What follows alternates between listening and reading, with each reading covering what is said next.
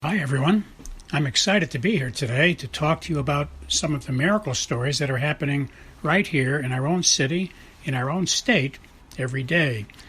My name is Tony Kausha, and the title of our show is Tony's 50,000 Coincidence Miracles. Please note, this show is not about religion, and we're not trying to change anyone's religion, and we're not trying to get you to join any religion. It's just about miracle stories. I don't know of any religion on the planet that doesn't talk about miracles. That's why religions begin, because they have something that's telling them there's really a God. But we're not going to get into that. We're going to just talk about miracles and leave the decisions about all that up to you. So we don't care what religion you are. We just want to talk about miracles. If you are an atheist, I think you'll enjoy the program as well, although I can't guarantee you'll remain an atheist very long after you hear many convincing stories, coincidence kinds of stories about miracles. You can email me your own stories if you wish. We'll try to use all we can on the show. I can't guarantee we will, depending on volume and time, but you're welcome to send your stories on to us, and we will mention them when we can. You can send them to the following email address. But please notice that if we do use your story, we won't mention your name. We'll keep you anonymous. And we suggest that in your story, when you send it to us, don't use your correct name. That way anyone listening will not be able to figure out that it was you that sent the story in. The email address you can send your stories to is very easy to remember. It consists of 2 words and 3 numbers. The first word is Tony, spelled Tony, and the second word is and, spelled A-N-D, and the numbers are 777. So once again, the name is Tony and 777 at AOL.com. Well, let us begin. Hi, everyone. As you know by now, we talk about coincidence miracles here on our program, and the title of our program is Tony's 50,000 Coincidence Miracles, and there are 2 books on that topic. You can Google that title and read about a lot of miracles. Again, the title is Tony's 50,000 Coincidence Miracles, and you write out the number 50000. Okay, so with that in mind, since we're focusing on coincidence miracles, what's important to realize is that happens because we try to spend our day talking to God. We try to be friends of God and talk to Him as if He's our best friend, and He's always with us 24 hours a day. That's been proven over the last 7,000 years. There's documented evidence all over the globe that you can see a lot of evidence that God is talking to us as friends all the time. So that's our thrust. We hope that everybody listening comes away at the end of the program with, wow, we can talk to God, we can hear God, and we can see coincidence miracles. So the first one I'd like to talk about today is I was inspired one day to post on Facebook and LinkedIn a message. I get inspired by God on occasion to post something, and I get inspired what He wants me to post. And the force of the message was supposed to convince people that we have a lot of evidence that documents our faith. I mean, when you talk to somebody who believes in God, if you ask them why they believe in God or how they know there's a God, they begin to give you evidence. Now, most people, eventually, they wind up telling you something from the Bible. There'd be some story from the Bible that they'll mention. So the Bible, which has been around, has been in production, been written. People were writing things to be entered into the Bible over the last 7,000 years. And the Bible was finally put together in the year 400 A.D., but the things that were written, they were floating around in people's houses and their hands for thousands of years before that. People were, by word of mouth, even before the Bible was published, they were telling these stories. So the stories we believe are because of the many witnesses. For example, Moses was writing a lot of things that were happening in the desert. He was taking something like 3 million people were in the desert at one point, so people tell us. Scholars have researched this, and apparently there were 3 million people in the desert during those 40 years that Moses was taking people through the desert to the promised land. And Moses was writing things that were happening. Like, one amazing thing is Moses writes the story of the day that God spoke from heaven, and God was speaking from heaven. And when he talked to everybody, the people became terrified and frightened, and they told Moses, please, from now on, tell God to talk to you, tell him not to talk to all of us, because we're all a nervous wreck. So that was their message. And that's why Moses is always talking to God and then writing messages or telling people what God is saying. So Moses couldn't write that, and people wouldn't read it and believe it if it wasn't true, because there were 3 million people that saw it happen, heard the voice. There were 3 million people who saw Moses being told, tell God to talk to you from now on. So the witnesses, 3 million of them, they didn't all die in the next 5 years. So as Moses was writing these things for people to retain and read about and remind each other about, there were a lot of witnesses year after year to say, yes, that's right, that did happen. So whatever was written in the Bible had confirmations by people who were reading the Bible or hearing the stories of the Bible that were passed down to us. And simply stated, they were hearing stories about God every day over the last 7,000 years, but they were hearing stories that they had also witnessed.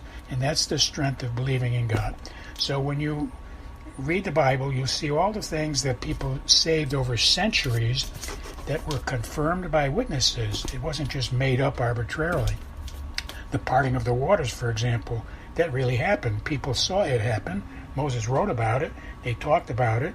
They talk about it every Passover feast, and people remembered the Passover really happened. It wasn't just made up. Okay, so it's important for us to know that we have witnesses, we have evidence for the miracles we believe in. So I was inspired to post something on Facebook and LinkedIn to explain that. And certainly the prophets also, they wrote many things in the Bible, but they couldn't write those things if people did not see them happening. The miracles the prophets talked about really happened. Jesus also, all of the witnessing, the miracles. I was told that there's 37 miracles in the New Testament of the miracles of Jesus.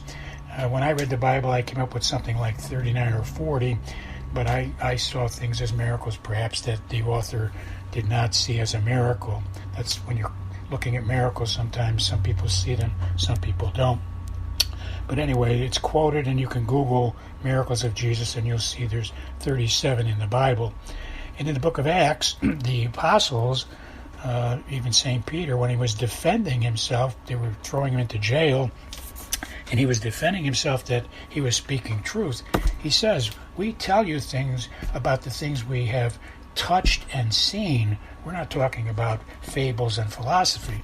We're telling you things that we actually touched and saw the Messiah, Jesus, who was crucified. Okay, so I think it's important to come away with that notion today that we believe in God. Those of us who do, it's based on 7,000 years of evidence that we forget. We think they're stories, but they're not just stories. There's real evidence. The next thing I'd like to tell you about is that that evening when I turned on the TV and watched EWTN television, where they were giving the homily for the day, they were preaching about messages from the Bible, and they came up with, on the same day, they said the same thing, that our faith is based upon witnesses and evidence, and they cited the book of Acts, where I just cited Peter had said the same thing. We believe in what we have touched and seen. Our next coincidence miracle, again to prove that we're dealing with evidence and real facts when we're talking about miracles, and it has to do with an inspiration I got one day. I remember I've talked in prior weeks that I keep recommending to everybody, before you get out of bed in the morning and before your feet touch the floor, always ask God to inspire you and send ideas to you all day long, so that God is talking to you. Give God permission to talk to you all day long in your mind and in your heart, and during the day He'll give you inspirations and ideas. And that's how we start our communications with God. He gives us inspirations and ideas. That's Him talking to us, and then we can ask questions back, and that'll be us talking to Him. So one particular day, I always do that before I get out of bed. I ask Him to please inspire me all day long with His ideas. And about mid-afternoon, I got an inspiration to stop all the work I was doing. I was working frantically, trying to get a lot of things done. And I was inspired to stop, drive over to the park, and I often walk and talk. I get a little exercise, but I walk and talk with God. We have great discussions about, this producing the radio show and writing books and giving lectures. And so I was inspired. I've been inspired for many years to do this, and whenever I'm called, I get excited because I always see miracles when I follow those inspirations to stop what I'm doing and come off to pray. So I drove off, and lo and behold, I pull out of the driveway, and I notice it's going to be earth-shaking and shocking, but I saw a plate coming toward me with the number 777 on it, and you probably know from prior shows, the number 777 is the holiest number in history. It stands for God, God's power, and God's presence. And so I was delighted. I pull out of the driveway, and the first car I see is 3 sevens. But what was amazing is the second car behind the first car also had a license plate 3 sevens. There was 2 in a row, and that was so unbelievable. I've never seen that in 50 years. I've never seen 2 plates at the same time. So this really was a shock to me. I've been watching things like this for 53 years. And I thought, gee, wouldn't it be cute if there were 3 back-to-back? Well, the next car was not 777, but the car after that was indeed 777. So I saw the number 777 on 3 cars, back-to-back, coming toward me as soon as I pull out of my driveway, separated. The last car was separated by someone else managed to squeeze in there. But that is totally amazing. I mean, that's like 1 in a billion opportunity. Those are the odds. 1 in a billion for that to happen. So I drove over to the park. I was going to walk and talk. When I got there, I got inspired to hand a woman I saw who was exercising. She was walking around the park as well. She was coming toward me. I was going the other way. I got inspired to say hello, hand her a card about our book and our website and our radio shows. So I handed her a card. I said hello, and we started to chat. She said, well, what's the radio show about and what's the book about? And I explained it. Well, she was delighted. She has had many miracles in her life, and she shared, the fact that she believed in God, and this was wonderful. There is a book like this. She's going to recommend it to many people. So we talked about that. I told her about the fact she can get a free audio of the book if she just Googles our webpage, which is wcatradio.com/miracles/ one more time, wcatradio.com/miracles/ and you can listen to the radio and our radio shows and the audio of the book for free, or you can email me and I'll give you that address. So she was delighted. We had a great talk about God and miracles, and then Jesus inspired me to leave. It was time to go for my next errand. So I said goodbye, and I finished my walk, and I got to the car, and as I'm driving out of the driveway of the park, I make a right-hand turn. The first car coming at me is a taxi cab with the number on it was 7 sevens. So there's 7 number 7s is their phone number, and it greets me on the way out. So remember, I saw 3 cars back-to-back with 3 sevens on the plates as I left my house, and now I'm leaving the park, and the cab comes by with 7 sevens. Again, we share these stories because we're trying to convince everybody that you can ask God what to do, and you can listen to His voice in your mind and in your heart. It's a silent voice, and He does respond to us when we ask Him what to do, and this is the proof. He told me to go to the park for a walk in prayer. He told me what time to leave for my next errand. He told me to give the card to the woman. I did all the things He inspired me to do, and lo and behold, as I'm leaving the park, He sends a taxi cab by with 7 sevens. This is not magic like a magician. This is God Himself intervening in our lives to show us that He's really with us. God bless you all. I'll talk to you next week.